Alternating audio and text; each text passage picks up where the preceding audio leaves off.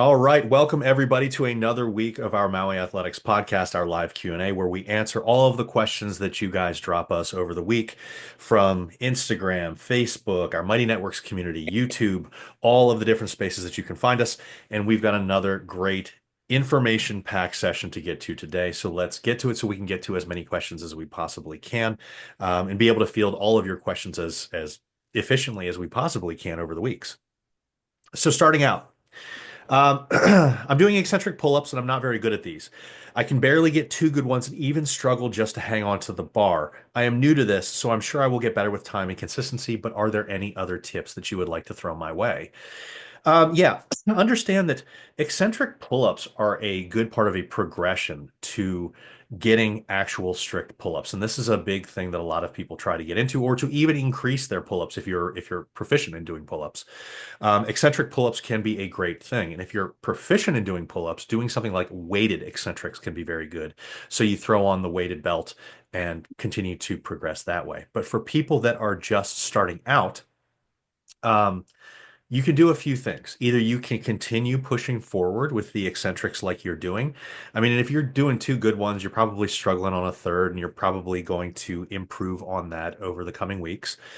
Um, or you could consider regressing this to some other movements that may help you feel a little bit more confident and be able to get those in play a little bit easier. Something like an inverted row, certainly a lat pull down. Although I like the idea of something like an inverted row because it will allow you to control your own body throughout movement. And when you're doing And you inverted could rows, you could do that eccentrically as well. I mean, you could slow sure. down the eccentric on that to train that eccentric strength. You could also do a toe assisted eccentric pull up. So if you got to the top of the pull up bar and you had a box that you could put your toes on and slowly lower yourself down with your toes on the box, providing support and assistance, that would be my recommendation for this particular exercise would be to regress that with a toe assist. Sure. I mean, you can regress it with that. You can regress it with if you're doing an inverted row, you could have the bar up a little bit higher and then lower it over time, as you become stronger and stronger.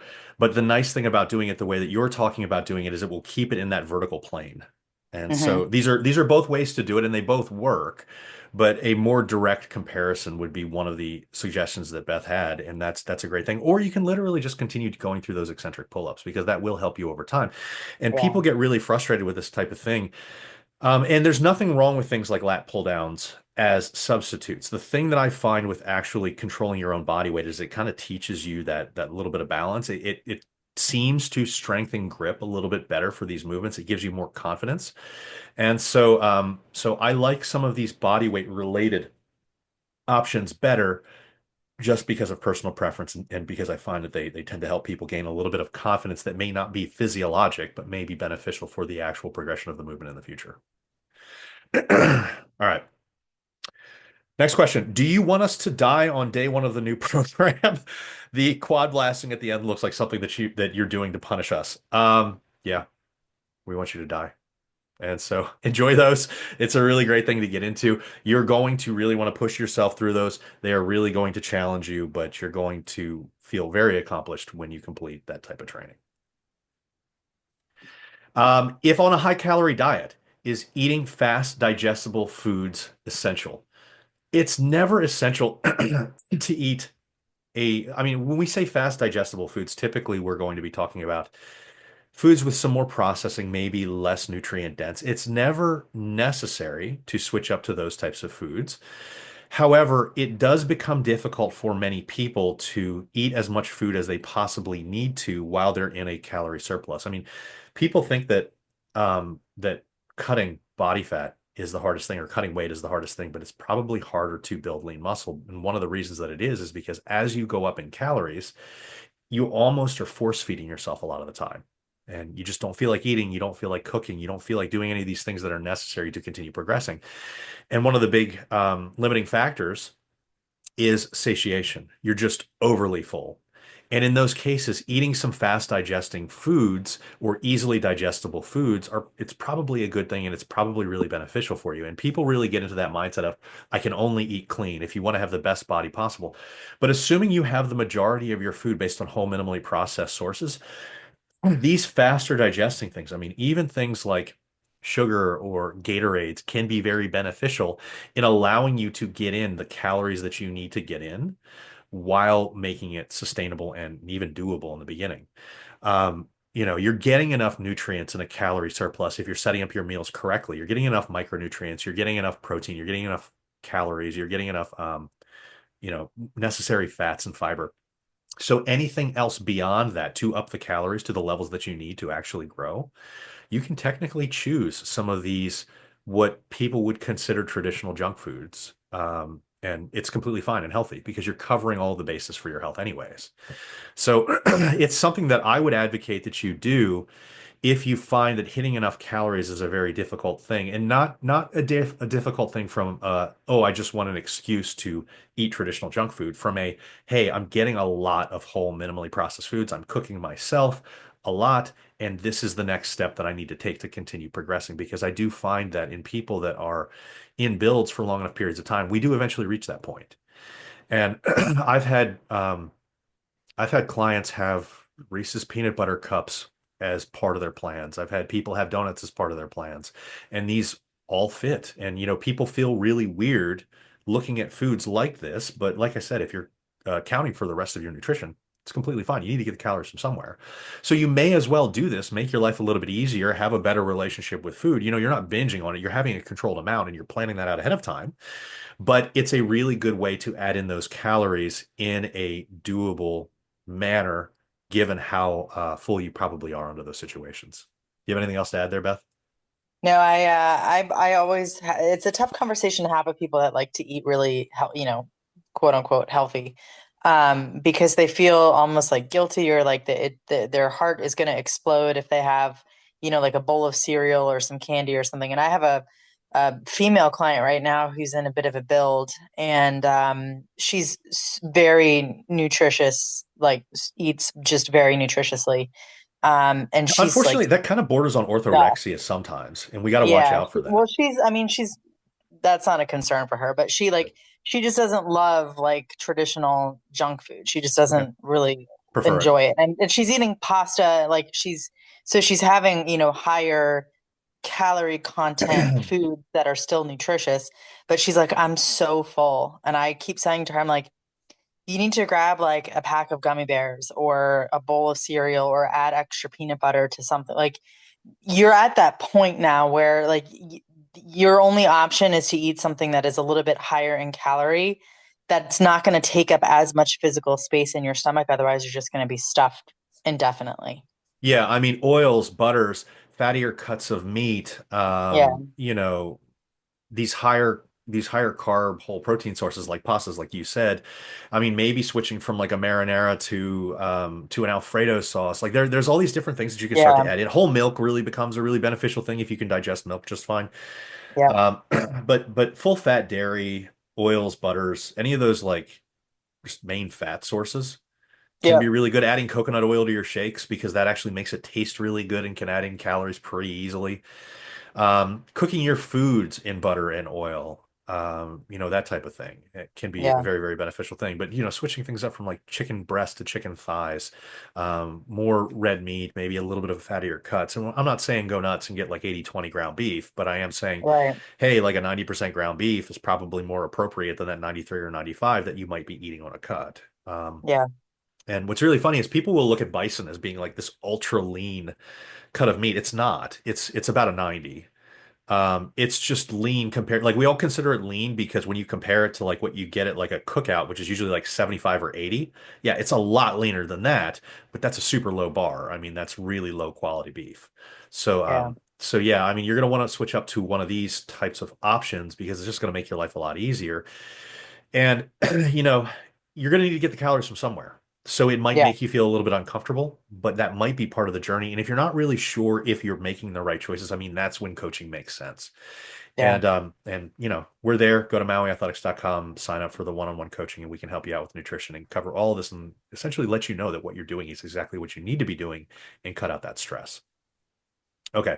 I'm going to leave you up on the video because this question you're probably going to have some input to. Ultra runner struggling to build muscle. I lift 2 times a week. Do you have any recommendations? Okay, there's a lot of recommendations for this. And there's probably going to have to be some mindset shifts. When you're an ultra runner, you're going to have to temper your expectations about how much muscle you can build. We talk We've talked in the past about the interference effect and how it probably isn't a big deal for 99% of people, and it's not. You doing 20 or 30 minutes of cardio 2 or 3 times a week is not really going to cause the interference effect to any significant extent. You doing ultra running will. That's going to cause a problem. Yeah. And so first That's more than the average bear. yeah, I mean, first you accept that that's in play. Yeah. And so, if building muscle is your priority, then you prioritize that over the ultra running. If ultra running is your priority, then that is what you're telling us that you've prioritized. And then you might have to temper your expectations on how much muscle you can build because what you're doing is not necessarily in line with what your goals are. Yeah.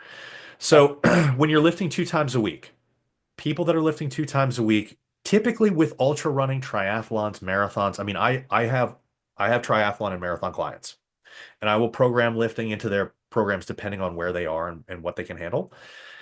Um, but you don't program those things in with the idea of, okay, this person's going to gain a lot of muscle by doing this. You program those in as a way to help prevent injury, to stay strong.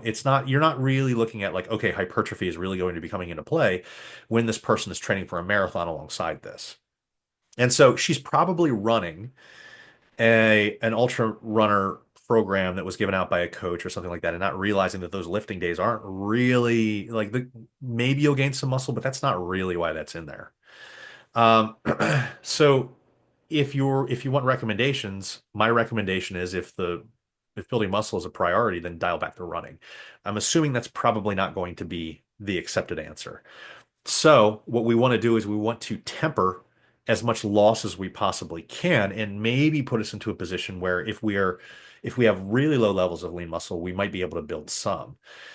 You're going to have to significantly raise calories to be able to accommodate for that. You're going to need to be sleeping probably 9 to 10 hours a night. I'm not kidding, 9 to 10 hours. That's a lot of physical activity Yeah.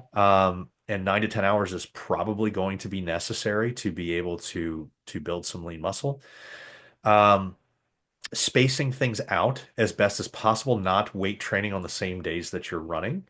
And when you are setting up that weight training program, if you only have 2 days per week, they both should be full body days, and you should be focusing on mainly compound high reward movements.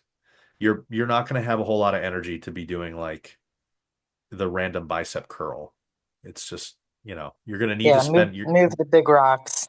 yeah, I mean, deadlifts, squats of all kinds, big rows, overhead presses, horizontal presses and rows. I mean, these meat and potatoes exercises are what you're going to want to focus on. Yeah. And please, for the love of God, stay away from things like CrossFit style workouts or functional fitness style workouts because people will say that they're doing ultra running and then they want to be fit and they want to be functional. And then they do the ultra running and then they'll do CrossFit style workouts on the side. That is absolutely not what you want to be Dead. doing. You want to be moving as little as possible during these Yeah. heavy strength movements because you're already getting enough cardio. And so you don't Yeah. need to be like adding to that issue for your body to recover from. And so when we have people that are trying to be hybrid athletes, first off, ultra running Yeah. is That's different. probably beyond hybrid athlete. It's well beyond hybrid. Yeah. Yeah, I but a mean, this lot of ultra running is specialized because most ultras are like, aren't they 100 miles? Like that's that's an what ultra that's a marathon. yeah, that's above and beyond what we're kind of talking about for the average person here. And if you're an ultra runner, you're also not going to want to be increasing calories and gaining weight because lugging along 150 pounds versus lugging along 120 is quite a different feeling. Yeah. So I 100%, I think this person needs a sort of come to Jesus with themselves in terms of what do you want? Do you want to be an Yeah. ultra runner or do you want to build muscle? You're not, this is one of those instances where you are not going to do he who chases two rabbits catches none. Like you are Yeah. not going to do both at the same time here. So if you want to be an ultra runner, you got to put building muscle on the back burner Devote to and ultra running. yeah, take your 2 days a week, push them as hard as you can. To your point, I think sticking to compound movements is a good call. This person may not be doing that. They may be filling their program with a lot of like fluff, a lot of accessory work, maybe some metcons, and not like true meat and potatoes like bench press, strict press, bent over row, squats, deadlifts. Like put those big boys in there and focus on those, and then Yeah. do your ultra running. And then when you are beyond the ultra running and you're done with it, and you want to still kind of stay in cardiovascular shape, but then focus more towards lifting, then you can think about cutting back on your miles, increasing your calories, and shifting your focus to weightlifting and doing 3+ days in the gym. But you ultra runner is a step above what a hybrid athlete would be doing, and you've got to pick one here. You have to. And honestly, as far as recommendations go that could actually help you, you're going to need a higher protein intake than the average protein intake that's recommended even to bodybuilders. You're Yeah. going to need to prioritize carbs. So if we've got a certain amount of calories for protein, carbs, fats, you're in a position where if you typically ask me, you'll have seen on all of our podcasts before where I'll talk about, hey, if you're trying to lose body fat, set up your protein and your calories, and then you can use your ratio of carbs to fats however you want. That's not the case here. In a case like this, because we're in a very specialized situation and because we are in a demand that is different. This is not just losing fat. This is a performance related aspect. Mhm. You're literally probably going to want to be at almost just above your fat minimums and then take every available calorie that you can and put it towards carbs. It's Yep. probably what you're going to want to do. Agreed. Every available calorie. And that's like if you want to have the best possible chance, it's going to be a little bit anti-catabolic along with that protein anyways. But when we look at research and things like keto, which we're certainly assuming that people like this aren't in, there's a blunted hypertrophic response. And so they're not going to build and retain muscle as well, particularly in situations like this. And so having more carbs is going to be very, very beneficial for this type of person. So that's if you're saying, hey, I'm not going to dial back that ultra running. Okay, well, cool. Well, now you're going to have to prioritize your carbs in your calorie allotments because that's going to be not only the fuel that you have during the marathon or during the ultra running, it's going to be something that's going to be necessary to even have a chance to build any lean muscle, and it's going to be necessary to, along with the protein, to be anti-catabolic. Okay. How long do glycogen stores stay full uh, when you're not, the way that they worded this is a little bit weird. How long do glycogen stores stay full when you are not training? Okay, so there's skeletal muscle glycogen stores and are liver glycogen stores. Liver glycogen stores tend to deplete over time pretty steadily. And so that's not going to be destroyed by training anyways. That's a little bit different. Skeletal muscle stores, the glycogen that is in your muscles that's used for producing energy. If you're not using that muscle, it stays a pretty long time without real degradation. I mean, you don't really see much of a drop until about 72 hours. So if you're just like sitting around at home, and this is why it's kind of funny when people like they have a normal eating pattern that's replacing their muscle glycogen, and even in cuts for most people, you're replacing your muscle glycogen just fine. They'll say, "Oh, well, if I'm working out the next day, I need to have like a massive carb serving before I work out because I need to carb load." You absolutely do not need to do that for strength training. You're not, a proper strength training program is not going to be burning through all of your skeletal muscle stores anyways. The only thing that will is like a really high volume program. So some of those longer, like CrossFit style workouts, the hero wads for sure, some of those longer CrossFit style workouts will start to burn through skeletal muscle stores, but you're not going to see that in a typical physique or strength training program.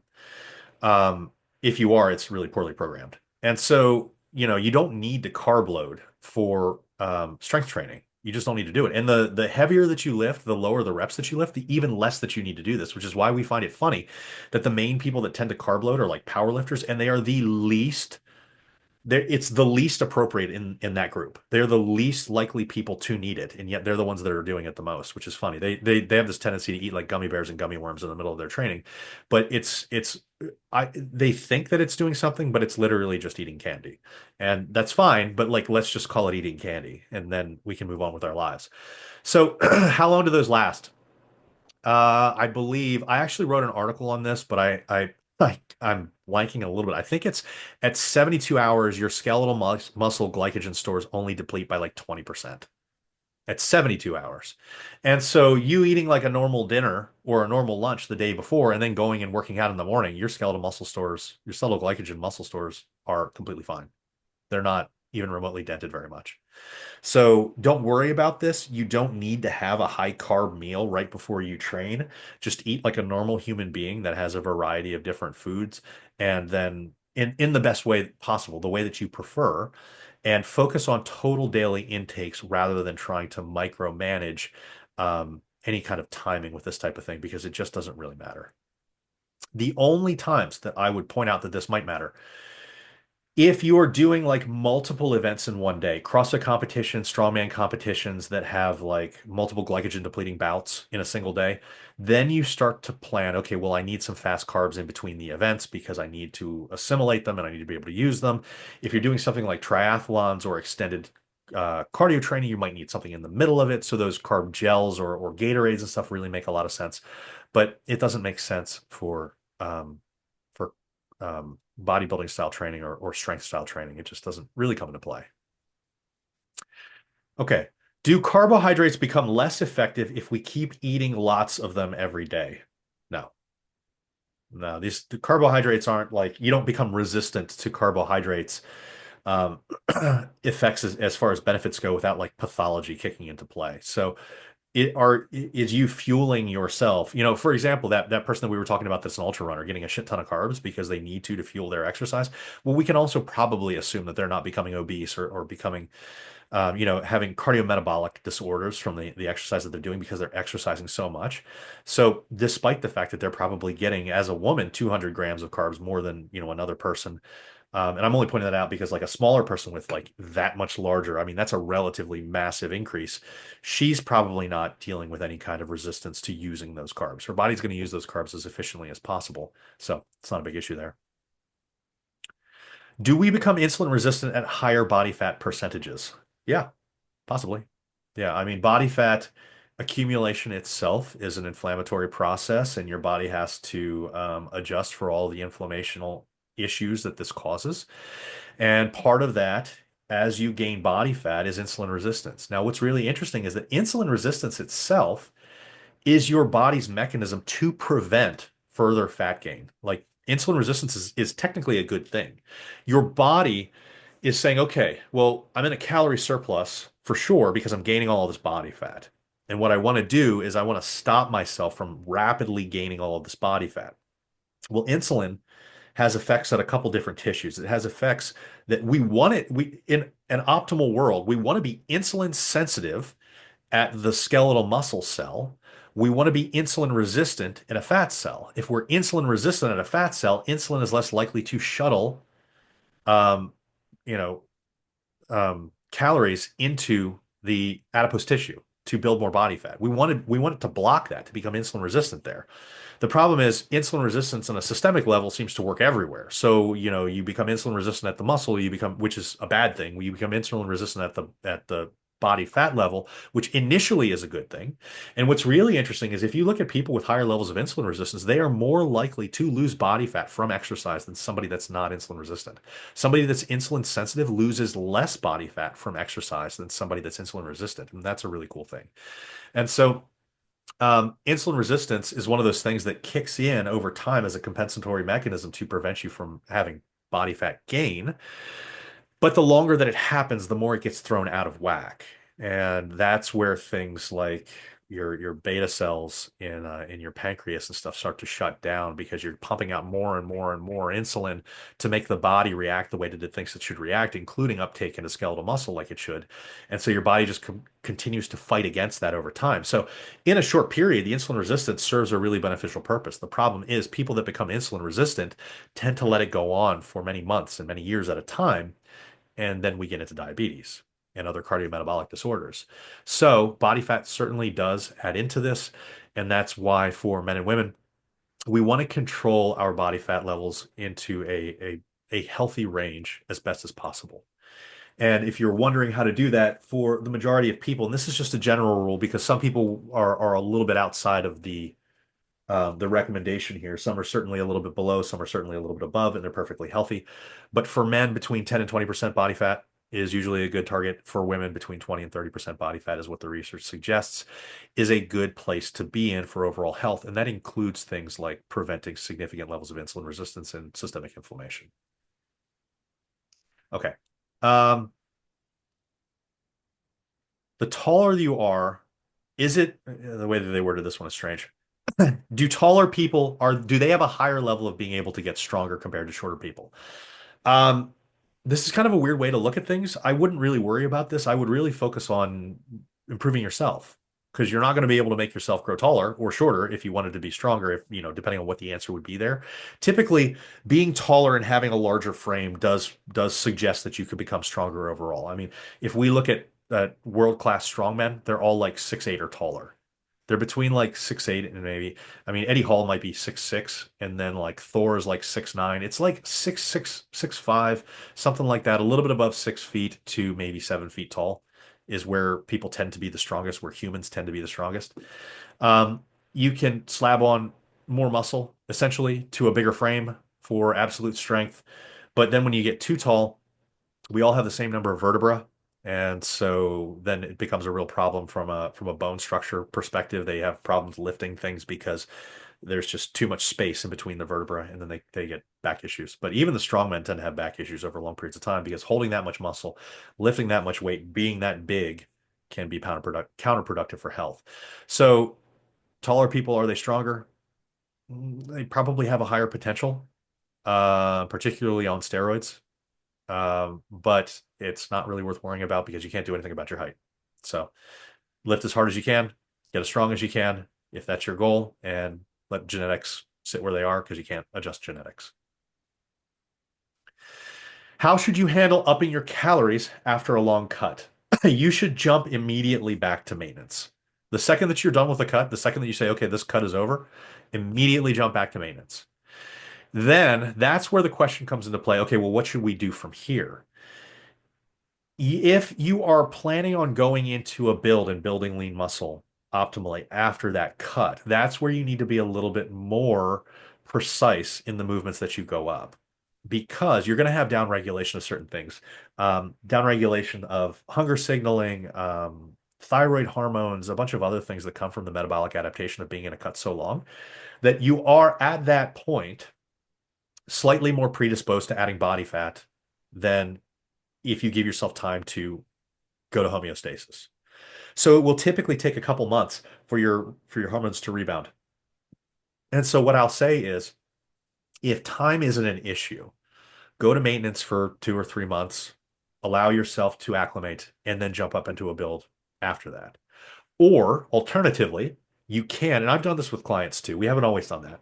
Alternatively, you can immediately go right into a build, but you want to keep that surplus smaller when you've been cutting for a longer period of time prior, because you are going to be prone to adding a little bit more body fat. Now, that doesn't mean freak out about any kind of weight jump because you're initially going to jump anywhere between like maybe 5 and sometimes 10 pounds if you go from a deep cut into maintenance. That's not body fat. That is muscle glycogen, water, food weight, all those different types of things that come with eating more. But you're going to then progress up beyond that water flux, muscle glycogen flux stage more slowly if you had been in a cut for a long period of time, particularly if you've lost a lot of weight. It's less about how long you were in the cut and more about how much weight you lost during that period. That's what really drives that metabolic adaptation. So be conscious of that, but jump immediately back to maintenance. That's the smart move when you're coming out of a cut. Do you ever stop being hungry on a deficit? Like, does your body just adjust? Hunger signaling is very individual. This is one of the big things that kind of determines how difficult it is for some people to lose body fat, kind of determines how difficult it is for some people to keep body fat off. Some people adjust, some people will always have hunger, and some people will always have significant amounts of hunger. And so you need to figure out what your goals are and how important they are to you. And you're going to need to find that balance between how much hunger can you stand, what type of food choices can you make to combat that hunger, and where do you want to go with your physique and performance goals. And usually, what I will tell you is, having worked with so many different people, what you think your ultimate goal physique is not what you end up getting at the end, because you change what your goal is. When you realize what is necessary to get there, you change what your goal is. Because everybody's like, I want to look like that fitness model on Instagram. And then you realize, holy shit, what they do is they eat like, grilled chicken, like, or grilled chicken and grilled fish for like 2 meals every day. And I just don't want to do that. I want to have, more steak. I want to have more of this or more of that. Well, okay, cool. But then you're making that choice to have some of these things. And then the outcome is you change your ultimate goals. Now, that doesn't mean that you don't improve dramatically from where you are, but where you end up ultimately may be a little bit different than what you thought you wanted to be at, because of what it takes to get there. And so, being hungry is an individual experience. And the more fat that you have to lose, the more residual hunger you may face after you've lost that weight. And Kevin Hall, who was a researcher out of the NIH, used to do a bunch of studies on hunger satiety and all that. And he found that people who had lost significant amounts of weight potentially suffered from an extra drive for 100 more calories per kilogram lost than people of the same weight at the end that had never lost that weight. So if you go from 200 pounds to 150 pounds as a woman, you might, compared to a woman who had always been 150 pounds, have a much higher hunger drive than that person. Yeah. And this is not to get down on you or to make you feel defeated or anything like that. This is the one time where I'm almost giving you an excuse. This is an excuse to say, okay, there's nothing wrong with me. What I'm experiencing makes a lot of sense.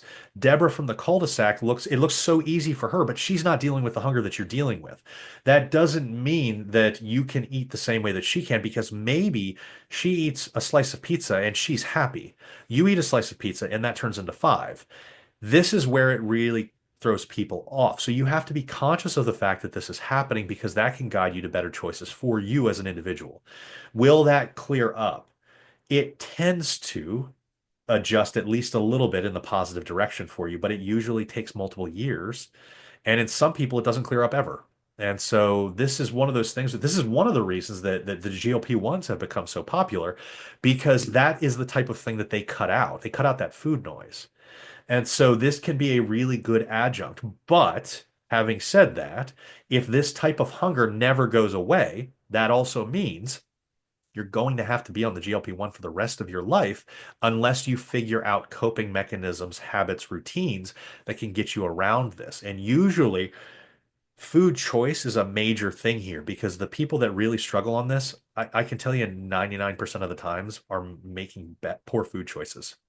Almost every time I look at somebody and they're saying, I'm dying, I'm blah, blah, blah, blah, blah, blah. I'm like, well, you're having like a 250 calorie tortilla as, your carb option at lunch. And, that's not very satiating. It's a lot of calories in a very small package. Why don't we do something like potatoes? And they're like, well, I don't really like potatoes. And it's like, well, then you're choosing hunger. And so that Yeah. that's where it comes into, like, you are choosing hunger in a lot of these situations. So in a way, this gives you a place to say, okay, well, there's a reason why I know I'm experiencing what I'm experiencing, but then you also have to take responsibility for, okay, well, I need to look at what I'm eating and then make adjustments. And if you're not willing to make those adjustments, then you're saying, I'm okay with the hunger. And so then you stop complaining about the hunger. But the good thing about that is it's your choice then. You're choosing to eat the tortilla and saying, I would rather have this tortilla than feel full. And that's okay. Yep. So Beth, you probably have some thoughts about this too. Yeah, I mean I agree. I mean, most of the time that we see people that are talking about always being hungry, they're still trying to eat like they did when they weighed more. So you have to kind of come to peace with the fact that if you were 170 pounds and now you're 140, if you continue to eat like you're 170 pounds, you're going to be 170 pounds again. So And that's a hard thing to kind of come to grips with for a lot of people, is to understand that when you embark on a journey like this, you're talking about permanently changing the way that you eat for the rest of your life. You can't Permanently. continue, yeah, you cannot continue to eat the way that you've been eating for the last 25 years of your life. Otherwise, you wouldn't have contacted us to get coaching. So if you've reached out to a coach to get coaching, it's because you want to make a change. So nothing changes if nothing changes. And you cannot expect to make any type of lasting change if you don't have that come to Jesus with yourself at some point to say, I can no longer and I will no longer eat this way. And you have to get to that point. And it's hard. It is really, really hard. We're not here to tell you that it is easy. Um, but it is a necessary piece of this puzzle if you're talking about long-term change. Because how many people have gone on a diet and then 3, 4, 5 months later they've regained all of the weight that they lost, and it's because they went back to what they were doing before they went on the diet. The diet is not, that's just a band-aid solution. And if you're doing it that way, you're not looking for permanent lifestyle change. Yeah, and I got to tell you that we have a lot less recidivism than most coaches do. We have a lot of people that lose the weight and they keep it off because the entire time they're working with us, we're actually teaching them how to eat. And one of the ways that we do that is we use a hybrid meal plan program. And I actually think that it's a way to teach people without them even learning that they're realizing that they're learning, because they start to see what proper meal plan setup looks like, proper proportions, all those different types of things. They get used, it changes their palate. They get used to this type of food. And I can tell you that I've worked with people that have both used GLP-1 because it was doctor prescribed, and then the people that are getting on it for vanity reasons. And the people that get on it for vanity reasons, I find it's very difficult for them. Yeah. They don't have a very high rate of success. And they end up spending hundreds and thousands of dollars on GLP-1s for a few months, and then they get off of it and they regain it all. And the entire time that we've gone through it, I'm like, look, because when you get on it for a vanity reason, unfortunately, you're probably not going into it with the right expectation anyways. And we've talked about this. If you're getting on a GLP-1, the right expectation is you're going to be on it for the rest of your life. I don't care who you Yep. are. If you're Yep. not accepting that you could be on it for the rest of your life, you should not be on a GLP-1 ever. Yep. You're not appropriate. You're not an indicated person for the drug. So if your Yep. immediate thought is, oh, well, I'm just going to get on this for 2 months and then I'm going to lose all this weight and then I'm going to get off, you shouldn't be on it. Yeah. You're either not responsible enough for it, you're not emotionally mature enough for it. That's just the way that it is. Sorry, that is it. Yeah. And so I have worked with people that have been on it for vanity reasons, and one really pops into my mind. And when we started working together, she was like, do you care if I'm on this GLP-1? And this has been a super recent thing because obviously before like 6 months ago, we never had people that were on like GLP-1s signing up with us, right? And this has become a thing where, particularly over like when the Super Bowl was coming out and the ads were coming out, everybody was jumping on because there was that they allowed compounding pharmacies to start selling them literally to like anybody that just threw money at them, because there was a shortage. And so that allows compounding pharmacies to start pumping these out at really cheap prices. And so we had a surge in people that were like signing up and they're like, well, I'm going to do this. And so there was one girl who did it. And when we were building out her meal plan together, I remember saying to her, hey, you've only chosen, first off, she was only 170 pounds to start. She wanted to get down to 140 and she succeeded. But when we were starting, she was like, I was looking at her food choices for her meal plan because we have a comprehensive intake form that allows everybody to choose the foods that they want to eat because we want to base it off something that's sustainable for you. And I remember having a conversation with her when she first came and signed up with me. And all of her protein choices were super fatty, like as far as what we essentially allow, but they are more appropriate for a woman who's trying to build size or for a large man. And so she didn't have like any deli turkey, didn't have any seafood, didn't even have chicken breasts. So like the leanest cut of meat that she possibly had was like chicken thighs, which Mm. is moderate as far as leanness goes at best. And the problem comes that when you're choosing that to get your protein targets in play, you need a lot of that You need to eat meat a lot of it. comparative Yeah. to the calories, right? And so as she got smaller and smaller and smaller, I was like, we need to start changing these out because she's like, well, I'm perfectly fine. I'm like, but you're planning on going off of this GLP-1. This will not be perfectly fine the second that you go Yeah. off that.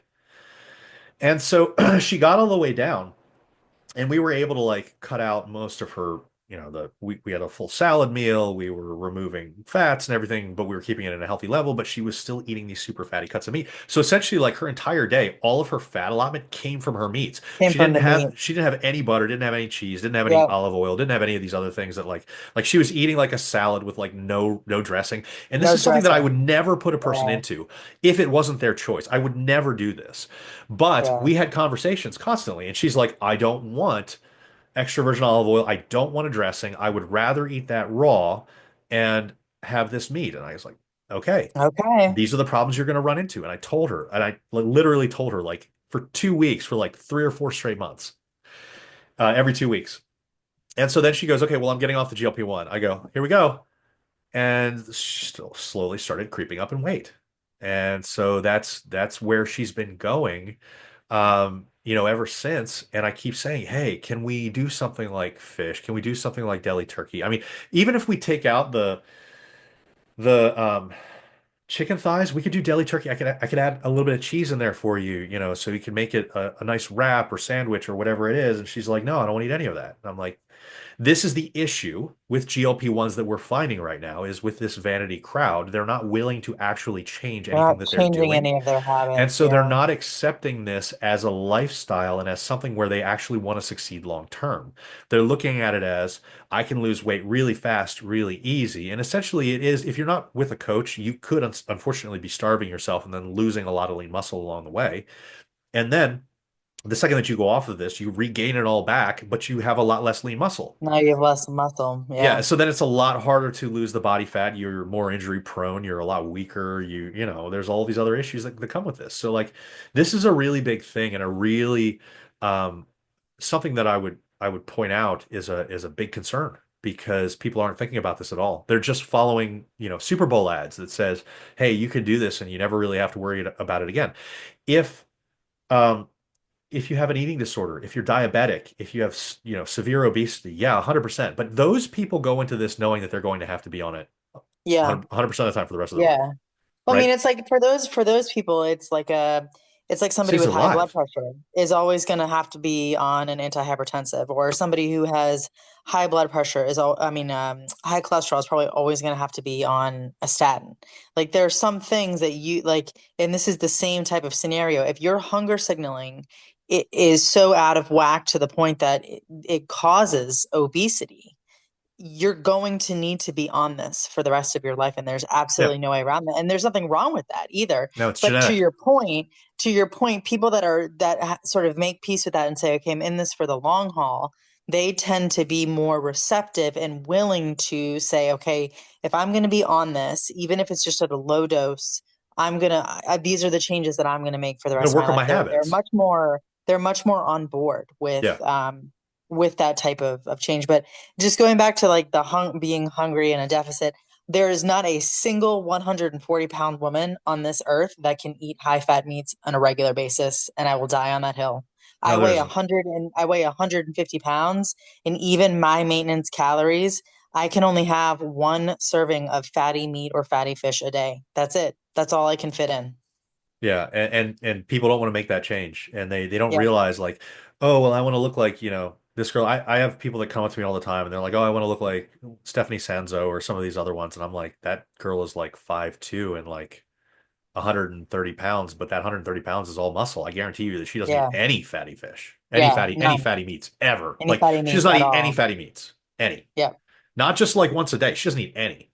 yeah, And they're like, well, I don't want to do that. And I'm like, I don't look like her. It's just the way that it is. Like this is where we have that conversation and we find that balance that people want to get into. yeah, And this is not to discourage people. This is if you're a shitty coach, you don't bring up these topics and then you let a person wander blindly into this and then they stumble yeah, into this pit, right? So we have this conversation beforehand because we say, okay, well, what are you willing to do? No matter what you're willing to do, you're going to need to accept that change is necessary. And your food choices are a very big part of that. yeah. Because So I this is I personally hate being hungry. I hate it with the passion of 1,000 suns because I did bodybuilding. I've done contest prep, and I know what that deep hunger really feels like, and I want to stay as far away from that as possible. So I eat very high volume foods. I eat a ton of black beans in particular. You I have a eat huge a lot salad of, every night. yeah, I do a lot of fish because I can eat a shitload of shrimp for the same number of calories of like top sirloin or filet, or like I know people that are out here trying to eat like ribeyes every day. Like your ribeye would be this Filet big, and mignon then is filet mignon is not low calorie. It's not low no. fat.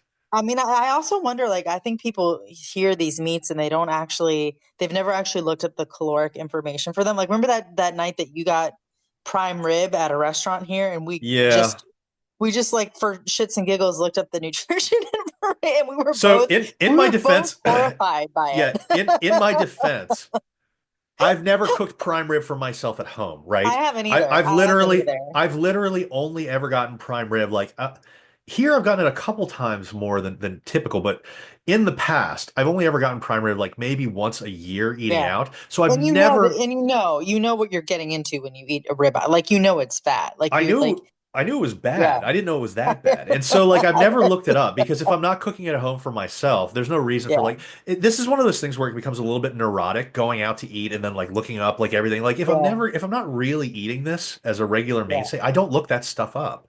And I would No. never program it for a client anyways because I knew it was a really No, fatty cut of which is meat. why So we like have never looked it up before. right. We were just curious. So out of curiosity, I looked it up and I was like, what it was something ridiculous. It was like It 2100 was calories it was insane, and it was absolutely because it was insane. a big Like prime rib too. it was over my daily caloric intake for just the J meat. just the meat, yeah. And I had an appetizer and I had sides, you know. And it's like Jesus Christ. And so like this stuff really creeps up on people a It's a lot great faster than example, though.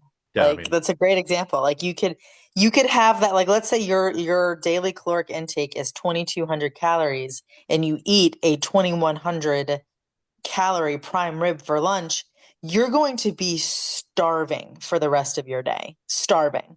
yeah. Well, that was the last time that I got prime rib. Yeah. I haven't I gotten don't it think since either then. one of us will ever eat prime rib ever again. No. It's not So worth my thing it. is like I really like the horseradish sauce. And the horseradish that comes along the side of those things is Yeah. low calorie, can be low calorie. Yeah. Well, and Um, horseradish is good for the guts too. I would love to get some just to put on like my flank steak because flank steak is my favorite cut and it's Yeah. actually, as far as I know, like the leanest It's one of the leanest. Yeah. primarily available cuts, Yep. easily available cuts. And I love flank. And so if I could get some horseradish to go with that, I'd be completely happy. It doesn't have Mm. to be prime rib. I was just getting it because it comes with that. I So, know. I know. all right. Moving on. Does your diet have to be optimal to grow muscle as an advanced lifter? I'm trying to figure out how I want to answer this. Um, Optimal in the eyes of the average person, yes. Does it have to be 100% optimal on paper? No, but it has to be damn near close. Because as you become an advanced lifter, you have far less room for error. Um, there's a caveat to this, though. When people say optimal to grow for muscle as an advanced lifter, does your diet have to be perfect? Theoretically, the answer is no. As long as you're getting enough protein, you can literally go up as high in calories as you possibly want, and you will grow muscle optimally. You're just going to add in a lot more fat in the process of doing that. So if you want to, if the idea is grow muscle optimally while minimizing the body fat gain, yeah, I mean you have to be pretty damn close to optimal. So advanced lifters have a lot less room to move. You know, there are studies, Resnick, 2020. Don't quote me on the exact year. I can get that to people for if anybody really wants. But this was the most ridiculous, well-run study that I've seen. And Alan Aragon and I did a write-up on this stuff. But they even had beginners have a 2,000 calorie surplus, and they gained exclusively lean mass. They didn't gain body fat with it, and it was the most ridiculous thing ever. But the protocols, the methodology for the study panned out. Like it was there Did was you no say issue. a 2,000 calorie surplus? 2,000. Jesus. Yeah. And so I point this out not as like I think that 2,000 calorie surpluses are going to be a good thing for beginners because I don't. But when we wrote up our recommendations for builds, one of the things that we said was beginners a 500 to 1,000 calorie surplus, advanced 250 to 500 calorie surplus. We even cut it in half from what technically a research study shows as where you can go for Oh my optimizing God. lean mass gain. And we cut it in half because uh, Who's going to be eating that? we looked at it and we are like, man, if we tell people like beginning lifters to eat 2,000 calories above, and they're not lifting as heavy as we know that they should be. Like they're not going They're to be just gonna get nearly as fat. close to Yeah. intensity. Yeah, they're just going to get really fat. And so Yeah. we halved it. And this study was almost it seems to be more of an outlier than anything else, but they had really good methodology and they had a lot of participants. And Have we so had any replication of this yet? no, which is why we cut it in half. But Yeah. we cut it in half because there were a bunch of other studies that kind of fell within that 500 to 1,000 calorie range. And so Hmm. we had a lot more support for that range. But we bring this study up as like, we can't argue against this. All we can say is we would need more studies under the similar Yeah. conditions as this study Yeah. to see if we can replicate this. But we just haven't Yeah. had You that need yet. But repeatability. it's a fun anecdote to throw in play because there's so many people that are like, well, if you're more than like 100 calories above surplus, you'll gain a bunch of fat. It's like that's not really what what the research shows. So Wild. yeah, it was Two, crazy. like I It was can't crazy even high. comprehend a It was crazy high. 2,000 And calorie, again, a for everybody 2,000 listening calorie to this, surplus. please don't eat a 2,000 calorie surplus. You're probably going to get really fat. It's probably going to be really bad if you do that. And it'll probably be painful too. Like I don't even know how I would do that. I mean, you would have men at I'd like eat prime rib. 6,000 calories a day. And the only people that you ever, it's really funny. I remember Hugh Jackman said that he ate like 8,000 calories per day for Wolverine. That's 100% not true because No, there's no way a man as tiny as he is was eating 8,000 no. calories per day because that's more than like the pro strongmen eat. Well, I love when there's people like, oh, I could eat, when the whole thing with Michael Phelps eating 10,000 calories a day, which we also know is not correct at First this off, point. he said that that's not correct. Yeah, I know. But Michael like Phelps people said are that like, oh, that I could do it easily. And I'm like, have you actually tried to sit down and eat that many calories over that? Like you think that you could do it, you would feel like absolute hot garbage at the end of the day every day. I mean, You would feel so disgusting. you'd have to be drinking ranch as a side. Yeah. I mean, you'd have to be doing like the GOMAD, like the gallon of milk a day. Like the stuff that you would have to eat in order to hit those calorie targets would have to be so calorie dense that you would just feel disgusting by the end of the day. Yeah, I think that these things get out of hand on social media because a social media creator will say, "Oh, I'm reviewing Hugh Jackman's 8,000 calorie diet." And Hugh Jackman never said it was actually Hugh Jackman did say that his was like 6,000 calories, but Michael Phelps was an example. Like a lot of people were like, "Here's Michael Phelps' 10,000 calorie diet." And then they just made something up. Yeah. And it took off because people would like evaluate the diet and break it down and show what they think it is and stuff like that. And then like months later, Michael Phelps, it just got so out of hand. Michael Phelps was like, I never said that. It's like I've never Like done no this. nobody said this. And but I'm it had not already eating gotten out. And McDonald's so all day. everybody assumed that this is what he ate. And so Yeah. it was really Yeah. funny that that got out there like that. All right. Is there such a thing as too much fish? I'm really into salmon. There is a thing as too much fish, but I mean, first off, calories, obviously, but too much fish is usually from a mercury level standpoint, and you're Yeah. typically not going to hit that with salmon. But you do want to watch that, and I mean, the most common one is canned tuna Canned or tuna. pouched tuna. And if you're doing that, you're going to want to reach for light tuna if you're doing Yep. that multiple times per week. And I think that you're going to have to check um, recommendations for this. I think it was the FDA said 3 servings a week is where they tell you to Yeah. cut it off. Yeah. Yeah, Don't quote, you do have to be careful of the tuna for sure. yeah, don't quote me on the exact amount. Actually, go look that up. I think it was 3 servings per week. I think you're right. Well, and then I'm laughing at this question because I eat predominantly fish. That's kind of where I'm at. Chicken gives me the ick right now. I don't love red meat. I know. So I eat a lot of fish. I eat a lot of shrimp. I eat a lot of tilapia and mahi. I do tuna occasionally, and I do a ton of salmon. And Alan and I had been talking, and he's like, "What are you doing for for your iron? If you're not getting that iron from chicken and red meat, where She are you getting it sleeps like from?" randomly every day, and I'm like, why are you always asleep? Where are your iron levels? I was like, what's And going I on? essentially I'm Where like, I'm where's your not. B12? So I will say, if you are eating a diet that is predominantly, I mean, you can label this pescatarian if you want to. You do need to make sure that you are getting adequate iron on the side. Yeah, well, particularly for women of menstruation age. Yeah, yeah, You might need it outside of menstruation age, but particularly women of menstruation age, you should be taking an yeah. iron supplement anyways. All right. Two more questions because these two are good ones to end on. What are your favorite sweet snacks that also serve as a source of protein? Um, Greek yogurt with fruit in it, non-fat Greek yogurt with fruit, and it would be mine. You could also take non-fat Greek yogurt and toss in some of those 0-calorie sweeteners for like water and make any different flavor that you want with the non-fat Greek yogurt. The thing that I would really watch out for is Greek yogurt can be very high calorie if you're using the full fat versions or if you're using the kind that Full has fat, like yeah. the syrupy fruit additions. So Yeah, cut. if you want to do Greek yogurt with the orange flavor, the orange crystallight, it's like an orange creamsicle. It's really good. I like making the protein ice cream in the Ninja Creamy. Yeah, that seems to be really popular these Yeah, days.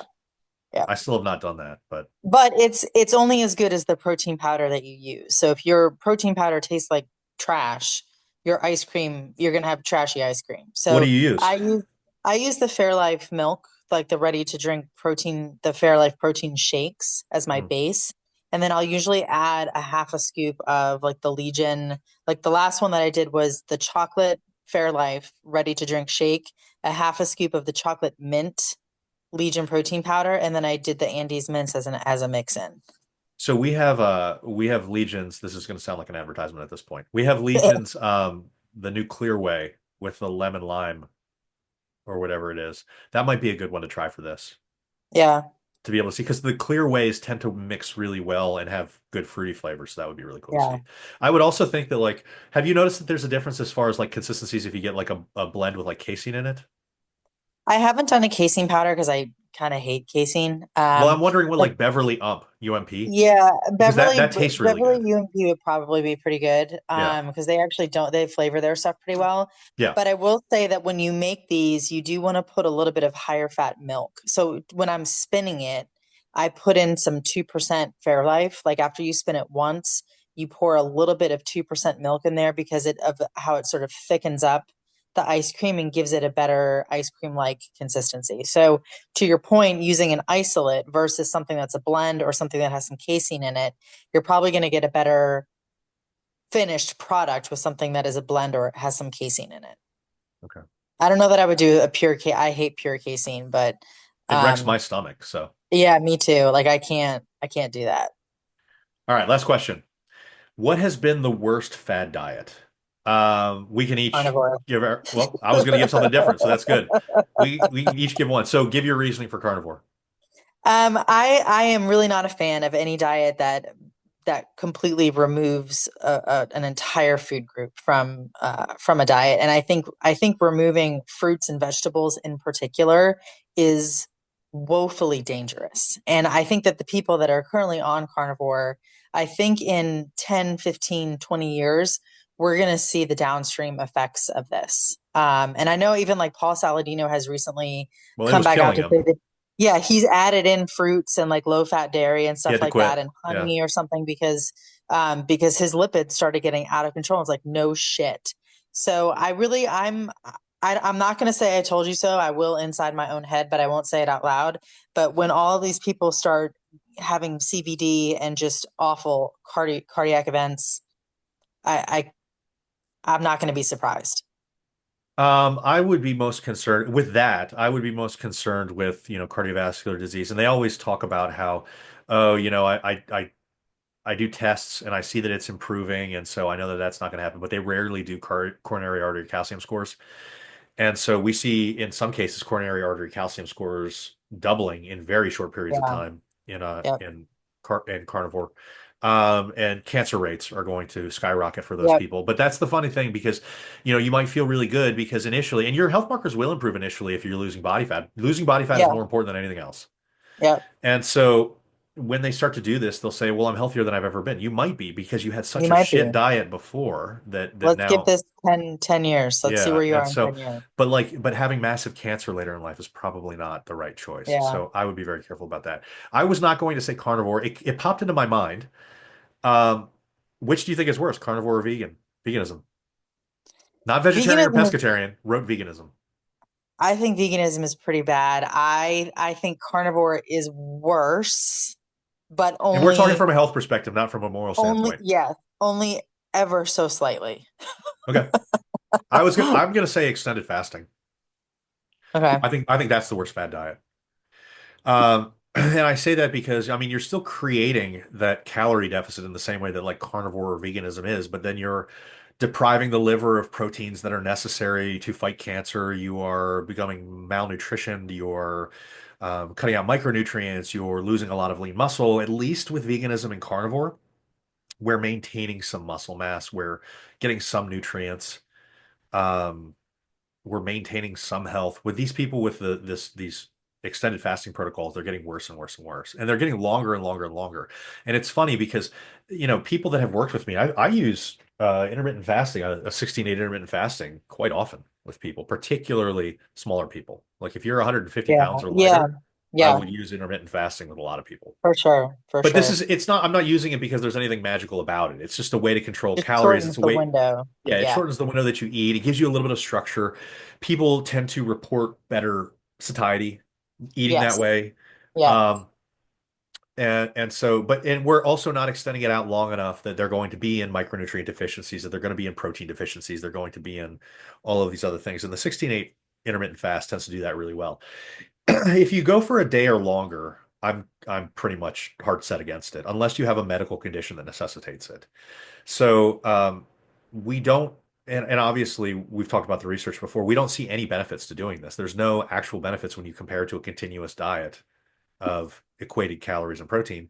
So, why starve yourself to attempt to get there? And typically the answer is they give mechanisms that don't really pan out in real life or are lacking nuance or are in populations that don't really matter and you're not that population. And so like chasing autophagy and benefits of autophagy that have been shown in like really obese people doesn't necessarily make sense in somebody with only 20 pounds to lose. And so the negatives far outweigh any of the benefits. And and they're just using like spurious kind of bunk leaps in science to be able to facilitate this. So I would be very careful of that. Okay, guys, that is it for today. Thank you for joining us again. If you have any questions, please feel free to post that up in Facebook, Mighty Networks, YouTube, Instagram. Send me a DM. We will cover these in the coming weeks as we are able to get to them. We do have a backlog of questions, but we will get to everything over time. Thanks a lot, guys. We'll see you next time.